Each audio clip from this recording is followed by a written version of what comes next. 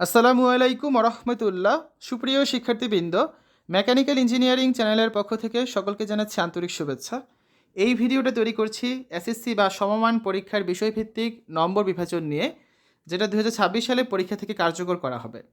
আজকের এই ভিডিওতে আমরা তোমাদের শারীরিক শিক্ষা, স্বাস্থ্যবিজ্ঞান ও খেলাধুলা এই বিষয়টার নম্বর বিভাজন নিয়ে আলোচনা করব, ঠিক আছে? এই বিষয়টা কিন্তু সকলের জন্যই, কোনো বিভাগ বিভাজন নেই, প্রতিটা শিক্ষার্থীকে এই বিষয়টা পড়তে হবে। তো 50 নাম্বার থাকছে তোমাদের এখানে মূল্যায়নে, যার মধ্যে তত্ত্বীয় হচ্ছে 20 নাম্বার আর ব্যবহারিক অংশের জন্য 30 নাম্বার বরাদ্দ করা আছে।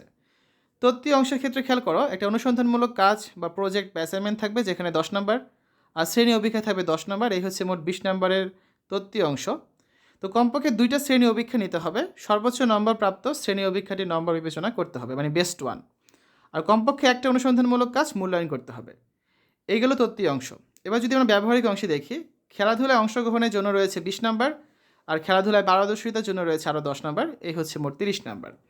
ব্যবহারিক অংশের জন্য নির্দেশনা দেওয়া আছে যে প্রত্যেক শিক্ষার্থীর কমপক্ষে একটি খেলায় অংশগ্রহণ নিশ্চিত করতে হবে, আর মাঠে শিক্ষার্থীর খেলাধুলায় অংশগ্রহণ পর্যবেক্ষণ করে নম্বর প্রদান করতে হবে।